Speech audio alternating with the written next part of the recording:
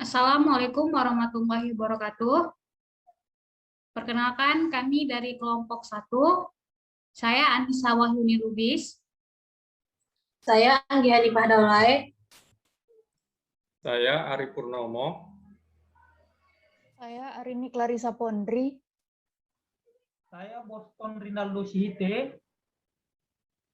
Di sini kami akan memaparkan hasil dari tugas kelompok kami yang berupa analisis isu kontemporer, di mana kami mengambil isu penerimaan peserta didik baru sebagai isu yang akan kami bahas. Apa itu isu? Secara umum, isu diartikan sebagai fenomena atau kejadian yang diartikan sebagai masalah. Menurut KBBI, isu adalah masalah yang dikedepankan, kabar yang tidak jelas asal-usulnya, dan tidak terjamin kebenarannya, kabar angin, desas-desus. Adapun kami mengidentifikasi isu dari isu penerimaan peserta didik baru. Yang pertama, kurangnya daya tampung sekolah negeri dalam penerimaan peserta didik baru. Yang kedua, kurangnya sosialisasi dan pemahaman orang tua mengenai pendaftaran PPDB. Yang ketiga, belum optimalnya pengawasan dalam pelaksanaan PPDB. Isu yang pertama, kurangnya daya tampung sekolah negeri dalam penerimaan peserta didik baru. Direktur Jenderal Pendidikan Anak Usia Dini, Pendidikan Dasar, dan Pendidikan Menengah Jumeri mengatakan, tahun ini sekolah swasta juga masuk ke sistem PPDB online. Kebijakan ini sebagai respon kurangnya daya tampung di sekolah negeri di berbagai daerah di Indonesia. Seluruh siswa tidak bisa ditampung seluruhnya di sekolah negeri. Pelibatan sekolah swasta ini karena ada keinginan menerima kelebihan animo di sekolah negeri. Agar terjamin keadilannya, penerimaan calon siswa sekolah swasta harus masuk lewat mekanisme PPDB online daerah, agar jadi pilihan peserta didik. Penerimaannya dilakukan tidak manual, menghindari ketidakadilan. Jumeri juga menerangkan peraturan PPDB 2021 tertuang dalam Permendikbud 1 tahun 2021. Adapun kuota jalur zonasi SMP dan SMA PPDB 2021 sesuai pasal 13 yaitu maksimal 50%, yaitu minimal 50% dari daya tampung sekolah. Sementara kuota jalur afirmasi minimal 15% dan jalur perpindahan tugas orang tua atau wali maksimal 5% dari daya tampung sekolah. Sisanya yakni maksimal 30% diperuntukkan bagi siswa jalur prestasi.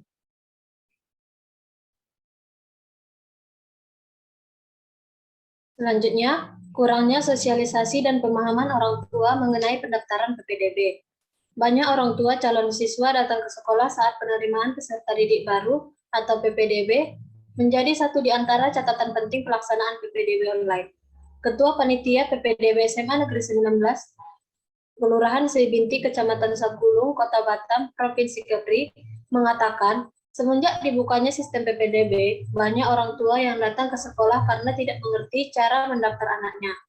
Dia mengatakan, rata-rata orang tua yang datang tidak tahu membedakan jalur pendaftaran yang ada di dalam sistem.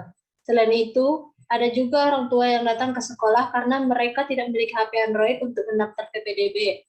Meski sudah diberi penjelasan, namun sebagian orang tua masih kesulitan mengikuti prosedur pendaftaran. Selain itu, persoalan lain yang dihadapi orang tua, banyak yang tidak mengetahui cara menetapkan zonasi. Jadi, banyak orang tua yang asal memilih lokasi. Ini yang membuat jarak sekolah dengan tempat tinggal mereka yang seharusnya dekat malah jauh dan sebaliknya.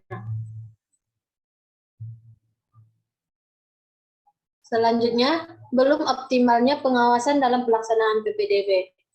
Dugaan maladministrasi yang ditemukan Ombudsman meliputi tidak adanya SOP dan tim verifikasi atau validasi untuk calon siswa pada PPDB tingkat SMP di Jawa Barat, Nusa Tenggara Timur, DKI Jakarta, dan Bengkulu. Calon peserta didik yang menumpang nama di kartu keluarga penjaga sekolah di Jawa Barat, serta calon peserta didik antara anak guru yang diterima di luar jalur PPDB sesuai ketentuan yang terjadi di Kalimantan Barat, Sulawesi Barat, dan Jawa Barat. Selain itu, Ombudsman juga menemukan adanya pungutan liar PPDB di Jawa Barat, penyelenggaraan PPDB SMA yang tidak menggunakan sistem zonasi dan terjadi di Nusa Tenggara Timur, DKI Jakarta, dan Sumatera Barat. Ketidaksesuaian titik koordinat pada sistem jaringan online yang terjadi di Jambi dan Bali, serta permintaan sumbangan sebesar 600.000 kepada calon peserta didik yang terjadi di Kalimantan Barat.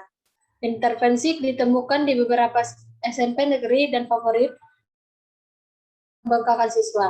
Intervensi dimaksud adalah masih adanya titipan siswa dari anggota dewan, sehingga menambah batasan jumlah siswa yang tentunya melanggar dari juknis.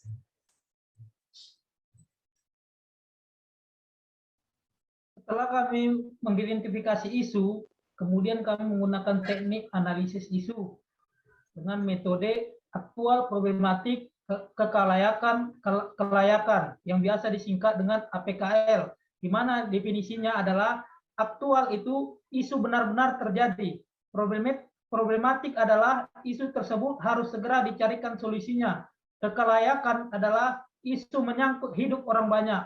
Kelayakan adalah isu masuk akal, realistis, dan relevan.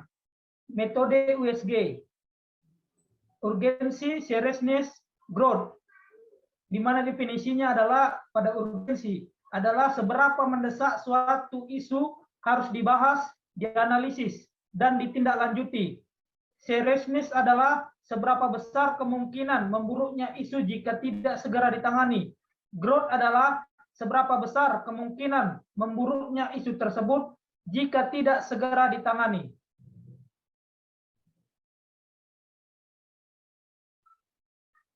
Di hadapan kita terlihat bahwa ada tabel menggunakan metode APKL.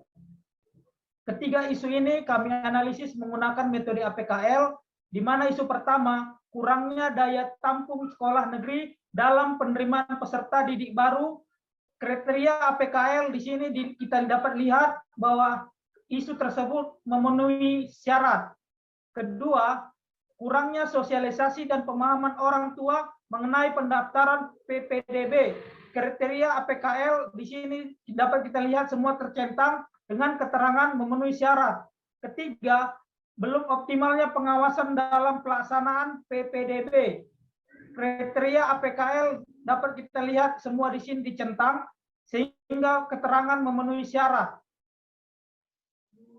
Selanjutnya yaitu analisis dengan metode USG, di mana U itu adalah urgensi, seriousness S, dan growth itu adalah G, di mana angka 1 sangat tidak mendesak, angka 2 tidak mendesak, angka 3 cukup mendesak, angka 4 mendesak, dan angka 5 sangat mendesak. Jika dilihat dari isu, yang pertama yaitu kurangnya daya tampung sekolah negeri dalam penerimaan peserta didik baru. Dari kolom U mendapat angka 3, S 4, G 4, sehingga di total 11 dan mendapat ranking ketiga. Pada isu nomor 2, kurangnya sosialisasi dan pemahaman orang tua mengenai pendaftaran PPDB. Pada kolom U mendapat nilai 4, S 4, G 4, sehingga mendapat total nilai 12 dan mendapat ranking kedua. Pada isu ketiga, belum optimalnya pengawasan dalam pelaksanaan PPDB, yaitu pada kolom U mendapat nilai 4, S 4, G 5, sehingga mendapat total nilai 13 dan mendapatkan ranking pertama. Nah, dari kegiatan menganalisis dengan menggunakan metode APKL dan USG, dapat kita tarik kesimpulan yaitu bahwa berdasarkan metode APKL dan USG, isu belum optimalnya pengawasan dalam pelaksanaan PPDB merupakan isu yang paling penting dibanding dengan isu lainnya dan harus segera diselesaikan. Sekian dari presentasi kami mengenai analisis isu kontemporer. Semoga bermanfaat bagi teman-teman semuanya. Terima kasih.